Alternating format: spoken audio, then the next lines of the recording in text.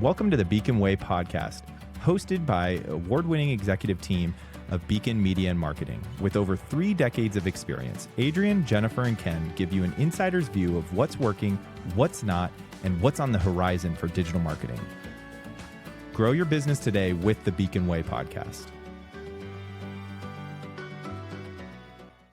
Hello, and welcome back to another episode of the Beacon Way podcast. I'm Adrienne Wilkerson, CEO here at Beacon.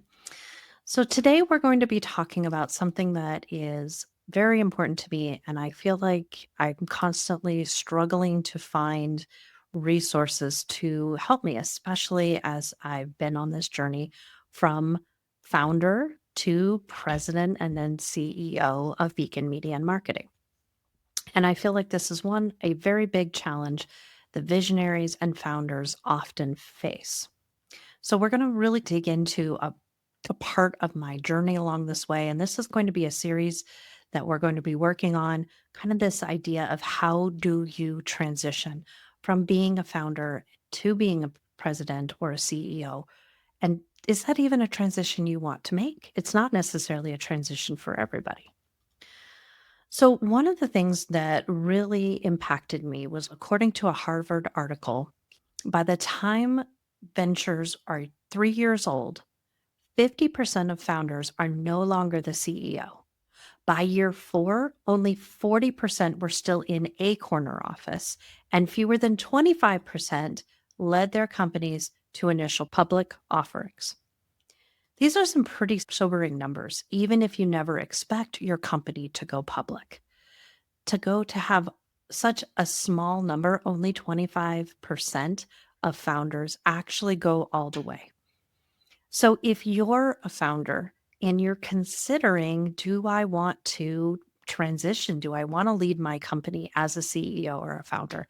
And maybe that's not you. Maybe you're in the position where you're like, I'm just going to get it to this point and I'm selling and I'm out of here. There is nothing wrong with that. Or maybe it's, I want to keep this small. I want to keep this as a mom and pop.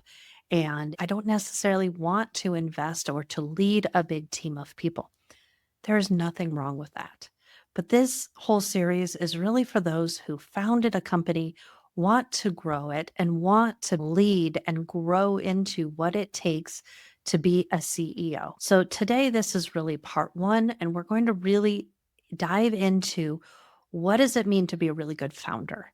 What does that mean? What is the definition of a good founder? In my experience, there's 2 basic types of founders.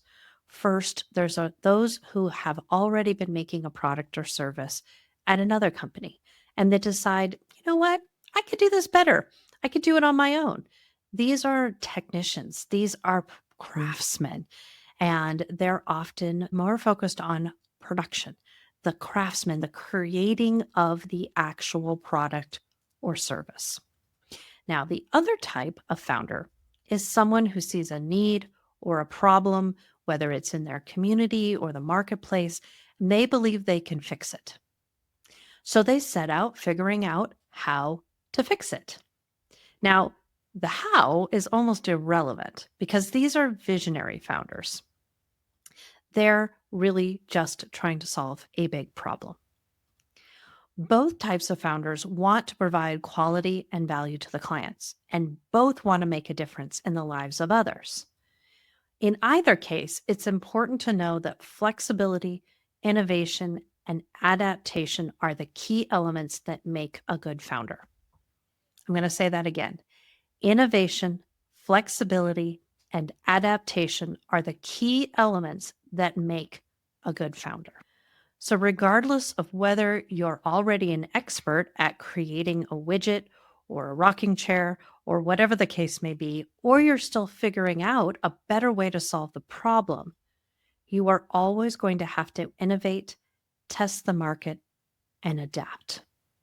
And that's why those 3 pieces are so important, because you're constantly innovating, you're constantly testing, and you're constantly adapting. That is part of what a startup is and does, whether you're providing a service online or in person or creating a widget or a tennis shoe, whatever it is, that startup phase, that founding phase is all about innovation, testing, and adaptation. So, what does it actually take to start a company?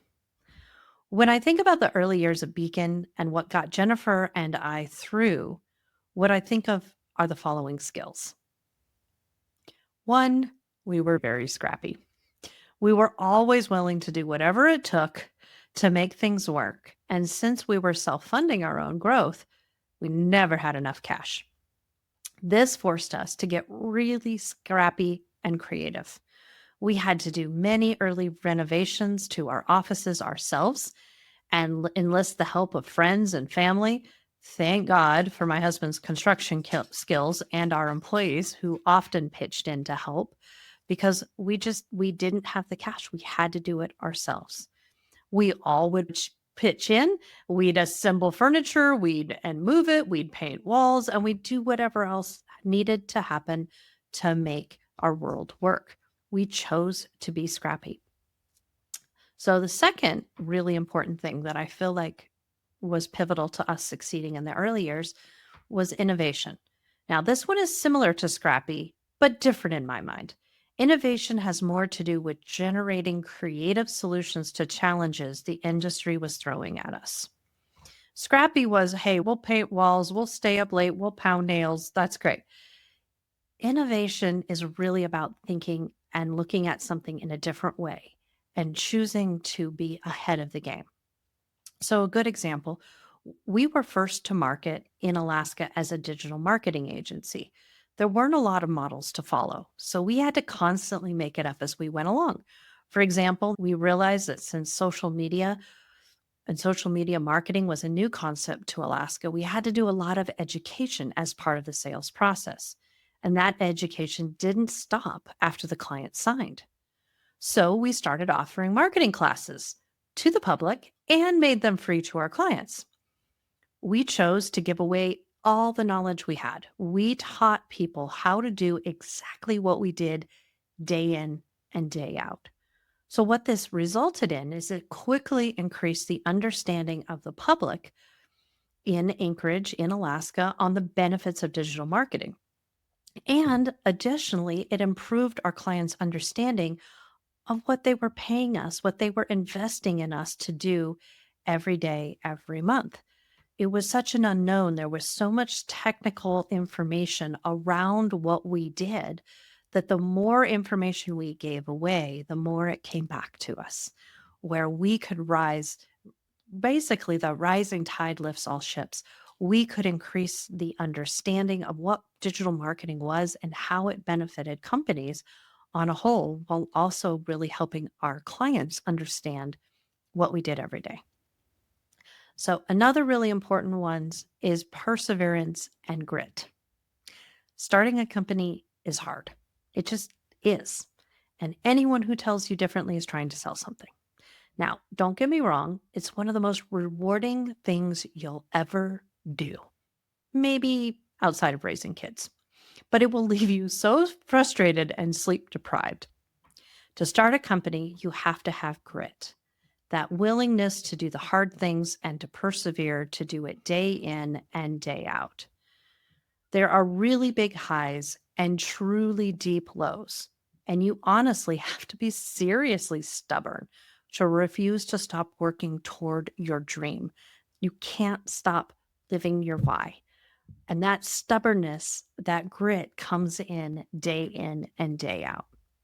This one's going to sound weird to some, but you've got to have a certain level of being naive. If you've ever started a business, you'll relate to what I'm saying. There is a strange, blind naivety that comes with being a founder. You're just sure everything's going to work out. And just because it didn't for that other person, you're sure it's going to be different for you because it's you. There's a blind faith amongst entrepreneurs that we will achieve our vision, even if we can't tell you exactly how, at least not right now. This was certainly true of Jennifer and I as founders. We started Beacon in 2012 with no money, just the belief that this was a huge opportunity for small businesses and we were the best ones to help. That why That core got us through a lot of sleepless nights when maybe we probably should have quit, but we chose not to because at the end of the day, we knew this was valuable to small businesses and we were going to be the best ones to do it. Vision. Having vision is so important and key to being a founder. It's one of the hallmarks of a good founder. When Jennifer and I merged businesses, it was because we both had a vision for how much digital marketing was going to disrupt the traditional advertising world and how it could transform marketing for small businesses. We could see the change that was coming, and we wanted to bring that change to bear for small businesses. Starting a company is often something that comes as a response to a need or a problem. Rarely do any of us as founders start a business because we want to get rich. Now, money is a helpful tool, but it isn't typically the why that drives most of us to start a small business. The founding years are times of a lot of hard work and investment of time because we believe in our cause. This is why the list of traits for a founder are so important. And you'll notice the desire to make money isn't on that list. Yes, we all need to make money. It keeps the light on and enables us to feed our families and pay our employees, very important things, but it won't get us through the early challenges and the sleepless nights. If making money is your primary reason for starting a business, more than likely you won't make it through those founding years, those startup years. Otherwise, you might have to get a lot of funding and drive all that, but your why has got to be something deeper. What gets founders through is a cause deeper than ourselves, a knowledge that we're making a difference. That belief in the cause is what fuels us to push through situations that would stop most people in their tracks. Founders, you have to give yourself some grace and a pat on the back for choosing to push through those situations that most people would never consider themselves in, much less push through. A new company needs a founder who can inspire people to come and join that cause, that reason for pushing through challenges. A person who can see the vision and is willing to try new things, fail, learn, try again, over and over again. That is what is so beautiful about a founder and a really important thing that a founder can pass on to their company. Founders often tend to create a company around themselves, around your style of communication, your vision, your working style. And typically, founders, we know everybody in the company. Now, both of these things work great when a company is just starting because everybody's doing everything. Everybody's scrappy. Everybody's pulling together for a common goal. That's what keeps us working late, gets us back up early in the morning. But for every founder, every startup, there comes a time when we as founders have to decide what the next step for our company is. And with that, we're going to wrap up today because part 2 is going to explore what happens when a company outgrows its founder. Can a company outgrow its founder? So come back and check in with us and watch episode 2 of our series on founders and making the transition from founder to president or CEO. You have been listening to the Beacon Way podcast. Make sure to join us for new episodes every week. Don't forget to like, share, and subscribe to the Beacon Way on Apple Podcasts, Spotify, or wherever you listen to podcasts.